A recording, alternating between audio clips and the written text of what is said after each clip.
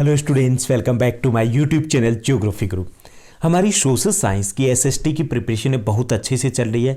हम book wise geography, history, political science और economics के सभी चैप्टर्स है वो डिस्कस कर चुके हैं, हिंदी और इंग्लिश मीडियम दोनों में।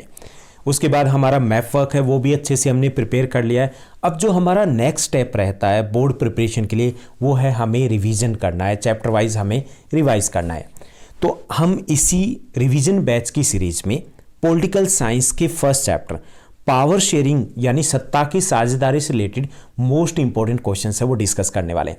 हम चैप्टर वाइज चलेंगे, सभी जो आपके चैप्टर्स हैं उनके मोस्ट इंपॉर्टेंट क्वेश्चंस है वो डिस्कस करेंगे।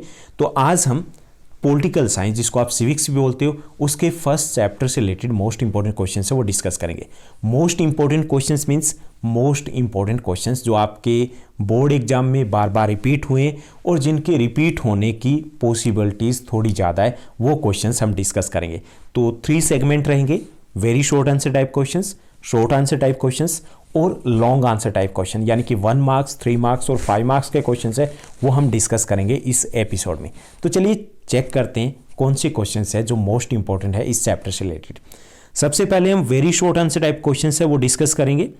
Very short answer type questions में हमारा जो फर्स्ट क्वेश्चन रहेगा, which language is spoken by majority community in Sri Lanka. Sri Lanka में जो बहुसंख्यक समुदाय है वो कौन सी भाषा बोलता है, तो वो है सिंहला लैंग्वेज है। वहाँ पर 2 लिंग्विस्टिक कम्युनिटी है, यानी कि भाषा के आधार पे 2 समूह है। एक तो श्रीलंका में सिंहला भाषी लोग हैं और दूसरे हैं तमिल भाषी लोग। ओके, तो मेजोरिटी ऑफ लोग जो वहाँ के लोग हैं वो हैं सिंहला स्पीकर्स, 74%, 74% जो लोग हैं वो सिंहला भाषा बोलते हैं। उसके बाद हमारा जो सेकेंड मोस्ट इंपॉर्टेंट क्वेश्चन है, विच community was relatively rich and powerful in Belgium. Belgium में कौन सा समुदाय है जो अधिक धनवान और शक्तिशाली था, तो वहाँ पर 2 प्रमुख समुदाय है। पहले हैं फ्रेंच भाषी और दूसरे हैं डच भाषी, यानी कि फ्रेंच और डच है। फ्रेंच जो है 40% है, 40% है, और डच भाषी है वो है 59%, 59%। उनमें से जो माइनॉरिटी है यानी कि जिसकी संख्या कम है, फ्रेंच भाषी है, वो अधिक धनवान और शक्तिशाली था और यही विवाद का कारण बनता वहां पर। ओके, नेक्स्ट क्वेश्चन है third one, when did Sri Lanka emerge as an independent nation. Sri Lanka कब आज़ाद हुआ ये हमें बताना है। सो 1948 यानी कि हमारी आज़ादी के ठीक 1 वर्ष के बाद है श्रीलंका आज़ाद होता है। नेक्स्ट क्वेश्चन है हमारा fourth, what do you mean by the majoritarianism. बहुसंख्यकवाद से आप क्या समझते हो कि जब बहुसंख्यक समुदाय अपनी इच्छा के अनुसार शासन करता है और अल्पसंख्यक समुदाय की आवश्यकताओं और इच्छाओं का सम्मान नहीं करता तो उसे बहुसंख्यकवाद बोलते हैं। बहुसंख्यक मतलब जिसकी संख्या ज़्यादा हो। जब वो समुदाय अपने अकॉर्डिंग शासन करने की कोशिश करता है तो उसे बोलते हैं बहुसंख्यकवाद, जैसा कि श्रीलंका में हुआ था। So when the majority community tries to rule according to his or her own will and ignoring the minority communities needs and demands, तो उसे हम बोलते हैं मेजोरिटेरियनिज्म। ओके, बहुसंख्यकवाद काफी इंपॉर्टेंट क्वेश्चन और काफी बार आपके बोर्ड एग्जाम में रिपीट हो चुका है। नेक्स्ट हमारा 5th क्वेश्चन है, हमें बताना है which are the 2 main languages of Belgium. Belgium के 2 प्रमुख लैंग्वेज यानी भाषाएं कौन सी है हमें बताना है। French and Dutch are the 2 main languages of Belgium. 40% French speaker हैं, 59% डच स्पीकर है और जो 1% है वो जर्मन भाषी है, जर्मन बोलने वाले हैं। ओके, फ्रेंच, डच और जर्मन 3 मुख्य भाषाएं वहां पर। 6th क्वेश्चन है हमारा, name the capital of Belgium. Belgium की राजधानी का नाम बताना है। Brussels is the capital of Belgium. Brussels है वो राजधानी है बेल्जियम की, जो अभी यूरोपियन यूनियन की भी राजधानी है। नेक्स्ट हमारा 7th क्वेश्चन है, नेम 2 ग्रुप्स ऑफ तमिल्स इन श्रीलंका। श्रीलंका में जो तमिल्स हैं उनके 2 ग्रुप हैं, उनके हमें नाम बताने दोनों समूहों के। तो वो 2 ग्रुप है, Sri Lankan Tamils and Indian Tamils, भारतीय तमिल्स। वहाँ पर 18% जो लोग हैं वो तमिल्स हैं। 18% में से 13% है वो श्रीलंकन तमिल्स है, 5% है वो इंडियन तमिल्स है। इंडियन तमिल्स है ये माइग्रेट हो गए थे श्रीलंका में ड्यूरिंग द ब्रिटिश रूल के दौरान। ओके, वहाँ के बागानों में काम करने के लिए। तो वहाँ पे 13% श्रीलंकन तमिल्स एंड 5% है इंडियन तमिल्स है। नेक्स्ट वन 8th क्वेश्चन है हमारा मोस्ट इंपॉर्टेंट में, how many times Belgian constitution was amended between 1970 to 1993, यानी 1970 से 93 के बीच में बेल्जियम के संविधान में कितनी बार संशोधन या बदलाव हुए, ये बताना है।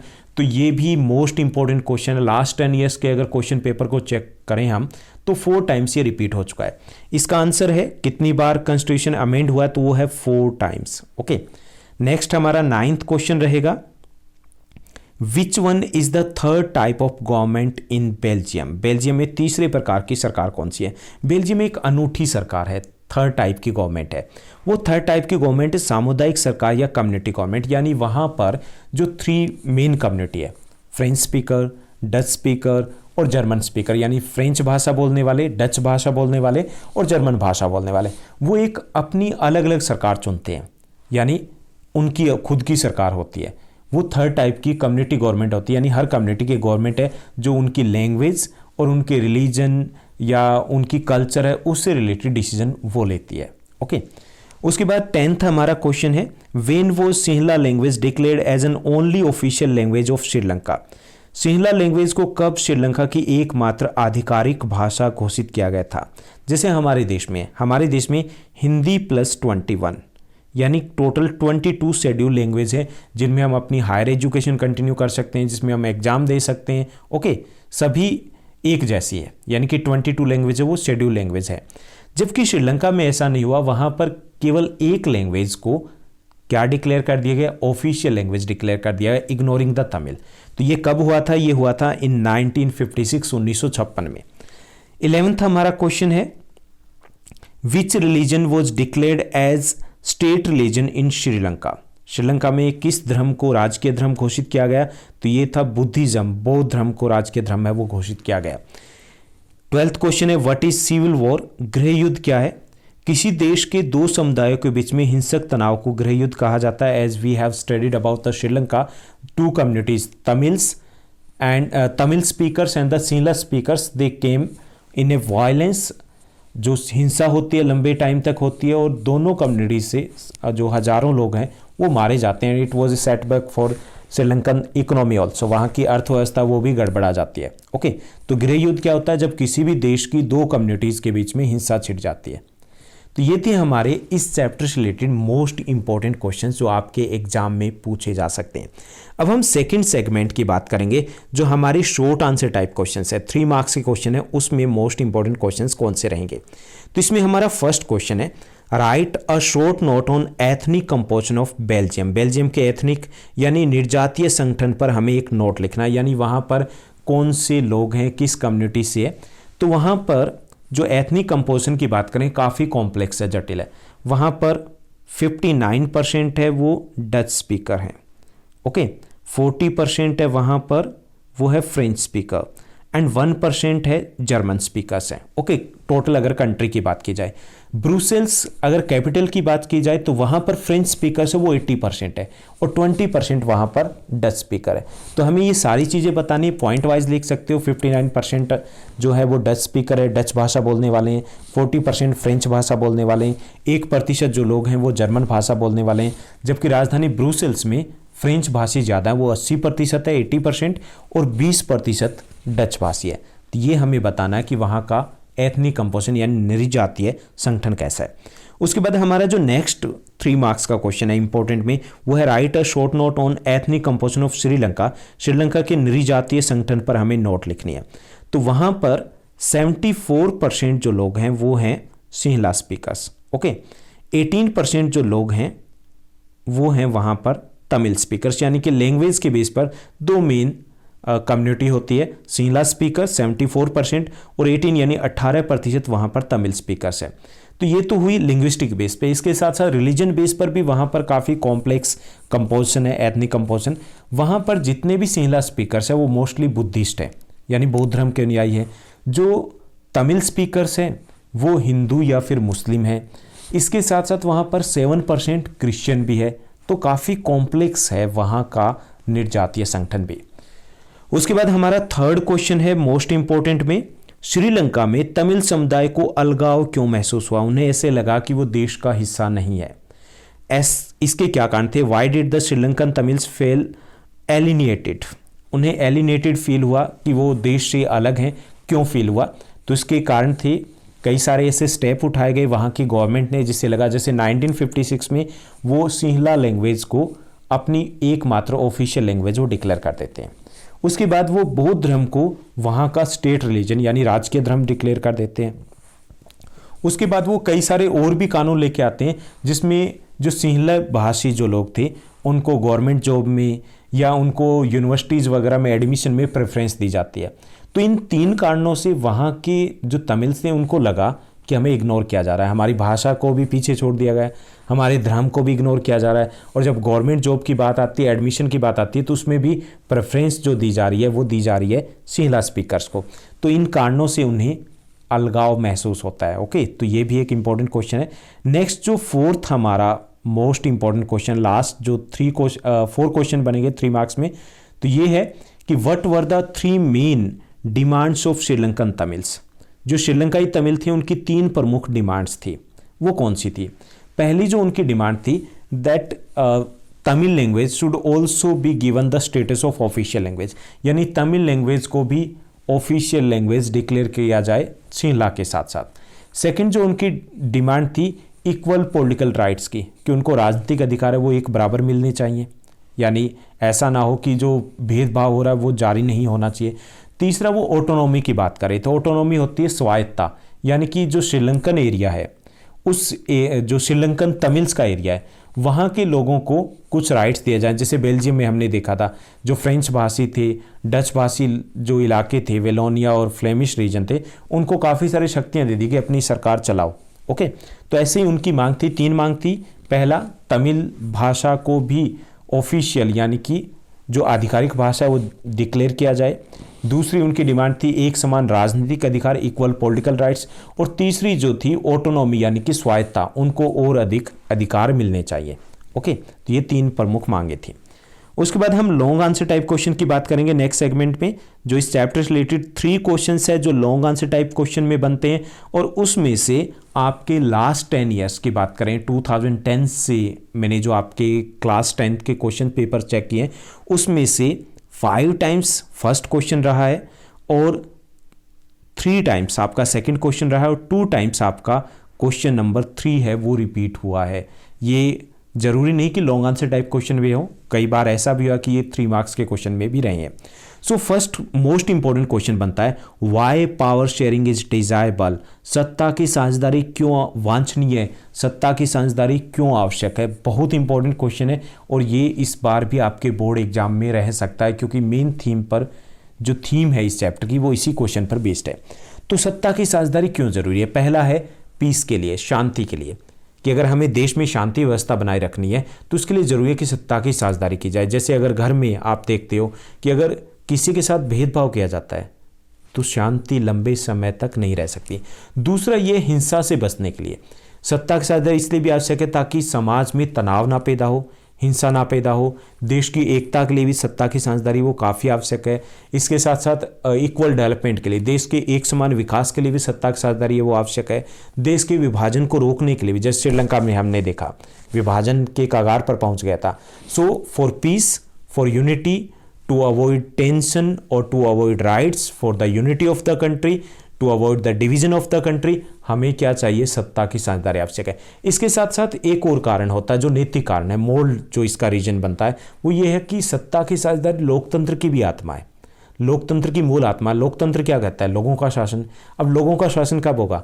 जब सत्ता की साझेदारी होगी, सबको अधिकार एक बराबर मिलेंगे। ओके, तो आसानी से हम 5 या 6 पॉइंट लिख सकते हैं। देश की एकता के लिए, ओके, शांति बनाए रखने के लिए या विवाद से बचने के लिए, देश की अखंडता के लिए यानी विभाजन से बचने के लिए, साथ ही साथ देश के एक समान विकास के लिए, और ये लोकतंत्र की मूल आत्मा भी है। तो इन सब कारणों से हमें सत्ता की साझेदारी करनी चाहिए। इजीली आप लिख पाओगे इसको।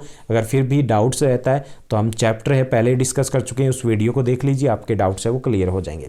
उसके बाद जो नेक्स्ट हमारा क्वेश्चन बनता है 5 मार्क्स में लॉन्ग आंसर टाइप क्वेश्चन में, right a note on Belgian model of power sharing. Belgium के सत्ता के साझेदारी मॉडल पर हमें नोट लिखना है। तो बेल्जियम में ने एक ऐसा मॉडल जो एडॉप्ट किया जिसके बाद वहाँ पर शांति, बिल्कुल सभी कम्युनिटी जो एक साथ रह रही है। तो वहाँ पर ऐसा क्या किया गया वो हमें बताना। जो फर्स्ट था कि वहाँ पर काफ़ी सारी जो शक्तियाँ थी वो सेंट्रल गवर्नमेंट से लेकर के वहाँ पर जो स्टेट गवर्नमेंट्स थी उनको दे दी गई। जैसे वेलोनिया है या फ्लेमिश रीजन है, वहाँ पे डच रहते हैं। वेलोनिया जो इलाका है वहाँ पर जो फ्रेंच भाषी लोग रहते हैं, तो उनको दे दी गई कि लो भाई आप अपनी ये पावर्स लो और अपने अकॉर्डिंग चलाओ सरकार। तो उनको ये नहीं रहा कि वो हमें दबा रहे हैं या वो हमें दबा रहे हैं। तो पहला जो हमें लिखना है कि बहुत सारी शक्तियाँ वो केंद्रीय सरकार से लेकर के राज्य सरकारों को दे दी गई, पहला जो कदम उठाया गया।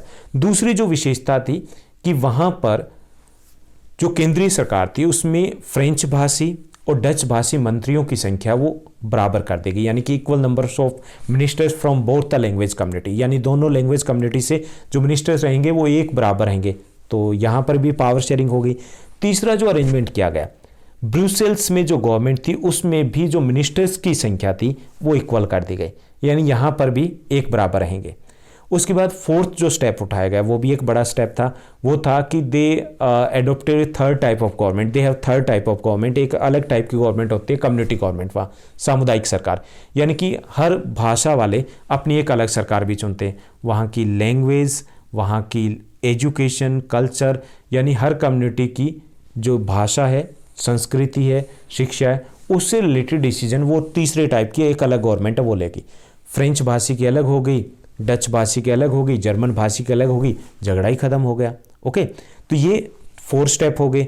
फिफ्थ जो स्टेप उठाया गया कि कॉन्स्टिट्यूशन में चेंज है वो कोई एक कम्युनिटी नहीं कर सकते, तो उसके बाद सब कुछ ओके है। तो 5 स्टेप कौन से उठाए गए? जो सेंट्रल गवर्नमेंट से काफ़ी सारी पावर्स लेके स्टेट गवर्नमेंट को दे दी गई। सेकंड, वहाँ की सेंट्रल गवर्नमेंट में जो डच और फ्रेंच भाषी जो मिनिस्टर्स हैं, मंत्री हैं, उनकी संख्या एक बराबर कर दी गई। ब्रुसेल्स में जो गवर्नमेंट बनाएगी उसमें भी जो मिनिस्टर्स रहेंगे वो दोनों कम्युनिटी से एक बराबर रहेंगे। वहाँ पर एक थर्ड टाइप की गवर्नमेंट होगी, कम्युनिटी गवर्नमेंट, सामुदायिक सरकार होगी। और कॉन्स्टिट्यूशन में अमेंडमेंट कोई एक कम्युनिटी नहीं कर पाएगी। ओके, तो ये है बेल्जियम पावर शेयरिंग मॉडल। उसके बाद हमारा थर्ड क्वेश्चन बनता है लॉन्ग आंसर टाइप क्वेश्चन में, what are the different forms of power sharing in modern democracy, यानी सत्ता की साझेदारी के विभिन्न रूप कौन से हैं, यानी किस किस तरीके से सत्ता की साझेदारी की जा सकती है। तो पहला इसमें रहेगा सरकार के विभिन्न अंगों के बीच में सत्ता की साझेदारी, power sharing among the various organs of the government. जैसे सरकार के अंग कौन से होते हैं, ऑर्गन्स कौन से होते हैं?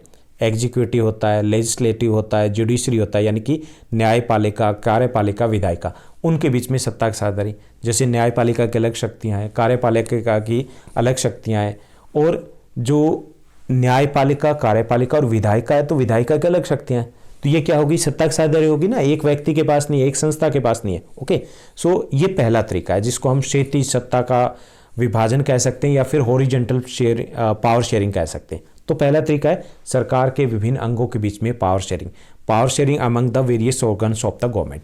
दूसरा जो तरीका है वो है power sharing among the various levels of the government, यानी कि सरकार के विभिन्न लेवल के बीच में, विभिन्न सत्रों के बीच में सत्ता की साझेदारी। जैसे केंद्रीय सरकार, राज्य सरकार, स्थानीय सरकार। तो हमारे देश में है ना, ऐसे केंद्रीय सरकार की अलग पावर्स हैं, स्थानीय सरकार की अलग है, और जो स्टेट गवर्नमेंट है उसकी अलग है, जिसके बारे में हम नेक्स्ट चैप्टर में डिटेल से डिस्कस करने वाले हैं। Union list, state list, concurrent list कौन सी होती है, यानी जो संघ सूची, राज्य सूची और समवर्ती सूची होती है। तो इसमें पहला तरीका हमें सिर्फ नाम लिखने और थोड़ा सा एक्सप्लेन करना है कि सरकार के विभिन्न अंगों के बीच में सत्ता की साझेदारी, सरकार के विभिन्न सत्रों के बीच में, जो वेरियस लेवल्स है गवर्नमेंट के, उनके बीच में सत्ता की साझेदारी। 2 तरीके हो गए ना। तीसरा जो मेथड है वो है the power sharing among various political parties, pressure groups and movements, यानी कि विभिन्न राजनीतिक दल और जो दबाव समूह है, आंदोलन है, उनके बीच में सत्ता की साझेदारी। अब लोकतंत्र में हर किसी को अपना दल बनाने की आज़ादी है, हर किसी को आंदोलन करने की आज़ादी है, यूनियन बनाने की आज़ादी है। हालांकि उनमें से यूनियन आंदोलन वो चुनाव नहीं लड़ते, लेकिन सत्ता की साझेदारी होती है। वो जब मर्जी आंदोलन करें, आंदोलन करके अपनी मांगे मनवा सकते हैं। सरकार ने गलत डिसीजन लिया तो उसके ऊपर प्रेशर भी डाल सकते हैं, जैसे अब किसान मूवमेंट चल रहा है। तो ये क्या है? ये उसी टाइप का एक एग्जाम्पल है। ओके, तो उनकी भी साझेदारी होती है डेमोक्रेसी में इनडायरेक्टली। ओके, तो ये तीसरा तरीका है। फोर्थ जो वे होता है कि power sharing among various social groups, जो अलग अलग सोशल ग्रुप्स है, सामाजिक समूह होते हैं, उनके बीच में सत्ता की साझेदारी, उनके बीच में भी सत्ता की साझेदारी होती है। उसमें हम एग्जांपल दे सकते हैं, जैसे बेल्जियम में सामुदायिक सरकार है, तो सामुदायिक सरकार है तो उनकी भी सत्ता में साझेदारी है, उनकी एक अलग प्रकार से सरकार बना दी गई जो अपने तरीके से डिसीजन ले सकती है। हमारे यहाँ पे भी जैसे पिछड़ा आयोग है, अल्पसंख्यक आयोग है, तो इनके द्वारा सत्ता में साझेदारी होती है। अलग सामाजिक समूह को भी, इनके मुद्दों को भी सरकार के सामने रखा जाता है। ओके, तो ये 4 तरीके हैं जिनके द्वारा सत्ता की साझेदारी की जाती है। तो ये था हमारा चैप्टर जिसके हमने मोस्ट इंपॉर्टेंट क्वेश्चंस है वो डिस्कस किए हैं, और जल्द ही हम कोशिश करेंगे कि विद इन 7 डेज है हम सभी चैप्टर्स है वो डिस्कस कर लें। आपका अगर क्वेश्चन है, आपका कोई सजेशन है, या फिर आप चाहते हो कि इस टाइप से कुछ अलग हो, तो उसके लिए आप मुझे कमेंट बॉक्स में कमेंट कर सकते हो। साथ साथ टेलीग्राम चैनल है वो ज्वाइन कर सकते हो, जहाँ पे आपको एक लिंक दे दिया जाएगा जिसके थ्रू आप पर्सनल विंडो पर मुझे मैसेज कर पाओगे। आज के लिए बस इतना ही। Thank you, bye bye, have a nice day.